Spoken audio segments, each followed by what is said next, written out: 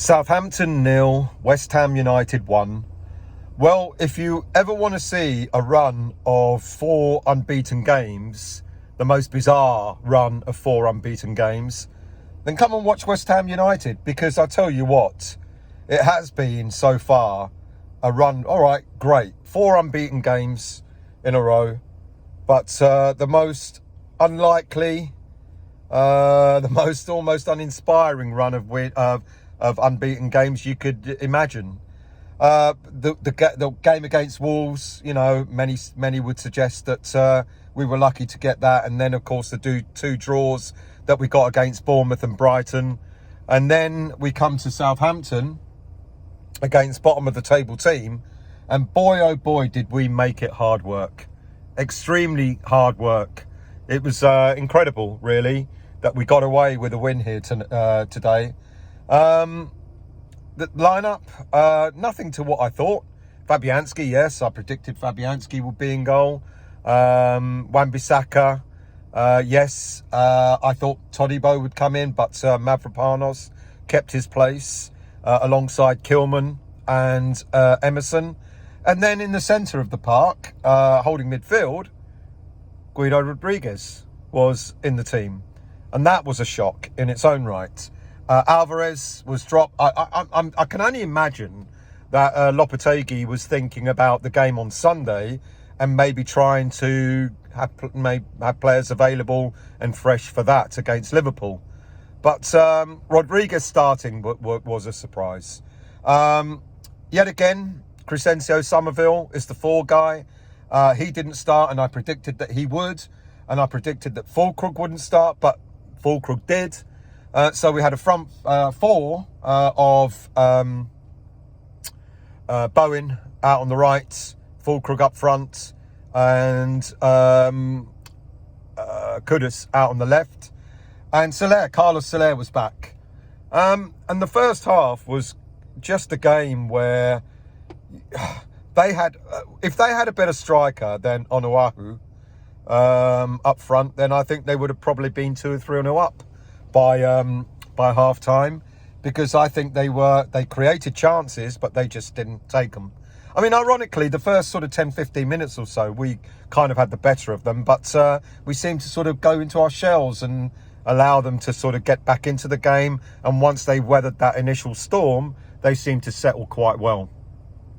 But the game, the first half, more or less, was a little bit nondescript. And then second half, I thought we'd see changes. Füllkrug, to be honest, okay, I know you've got to, give Füllkrug the ball in order to see what he's capable of, but the guy doesn't run. We're so slow, West Ham United. The irony is we've got pacey players, but we don't use them to our strengths.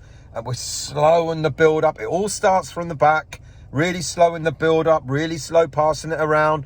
I can see now why we have so much possession, because we have possession in the first third of our half, because we do nothing with it. We get the ball, we move it forward a little bit, and then back it goes. Move it forward a little bit, back it goes, and we do absolutely nothing with it. Nondescript first half. Second half, like I said, I was expecting a few changes, but he waited and he waited and he waited, and then Somerville came on for Füllkrug, and all of a sudden, we found our pace. Kudus going out on the right, Somerville on the left, and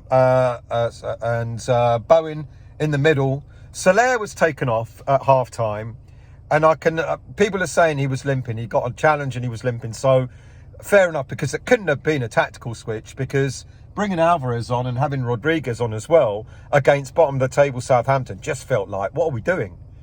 We had other changes early in the first half. Kilman got a shoulder injury. He had to come off. And Todibo came on and actually had a pretty decent game. Todibo, he can do it. Just doesn't do it consistently enough.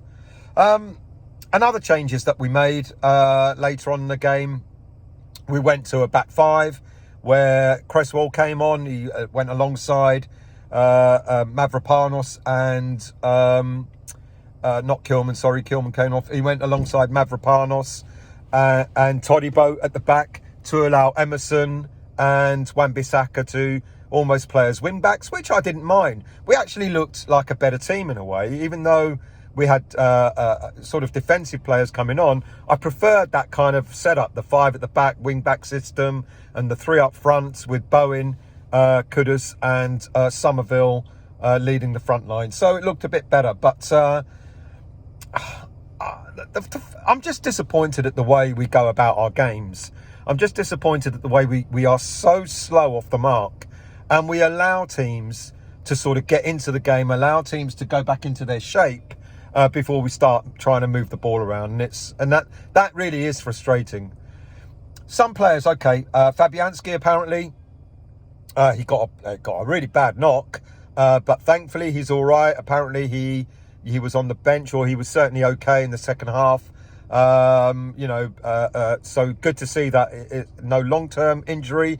But this gives Areola an opportunity now to really stake that claim in goal, because it was a head injury. That means Fabianski's going to have to miss the next game against Liverpool.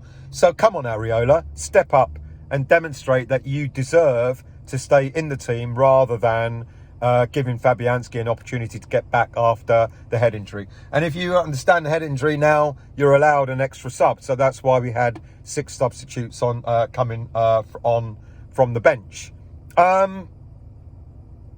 Kudus, I don't know what's going on there, because he looked livelier when he went out on the right-hand side, but he's almost looking as if he doesn't want to exert himself or doesn't want to pick up an injury just before the January transfer window opens. So I don't know what's going on there, but Kudus he's just not getting the ball and running with it, and I don't understand it. And there was so many times that he just got it, went forward a little bit, and then decided, I'll just pass it back and start again. And that was a little bit frustrating for me. He didn't seem to be in it. But Somerville is the player I feel sorry for, because every time he comes on, he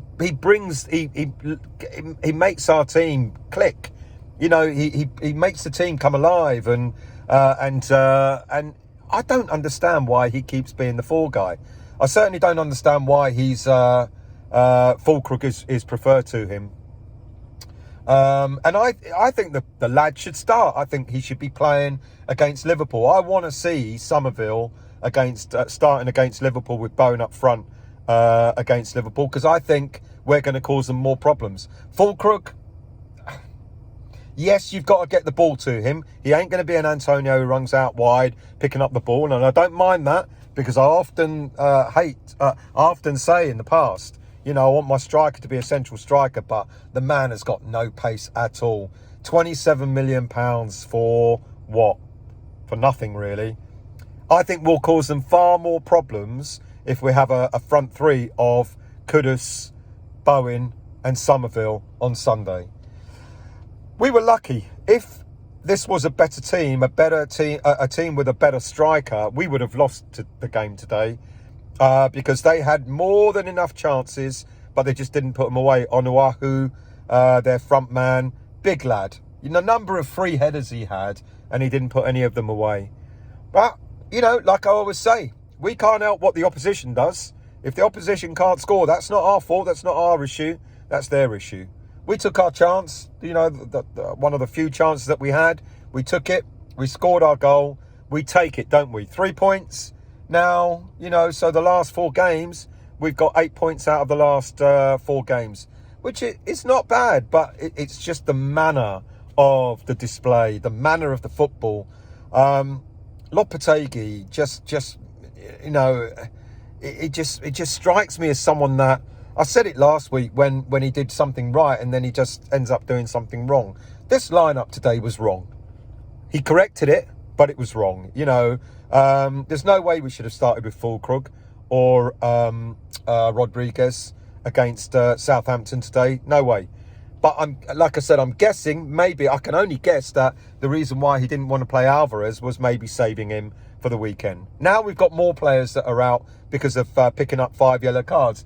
I don't know about Rodriguez. So what about the incident with Rodriguez where the referee gave him a red and then he had to go to the VAR machine? Thankfully, the VAR officials told him that maybe he should have another look. It didn't even warrant a yellow card, let alone a red.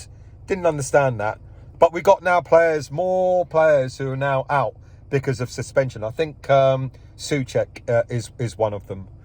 Look, 1-0 away to any team, you take it. Of course you would. The performance was really, really unconvincing. I don't know.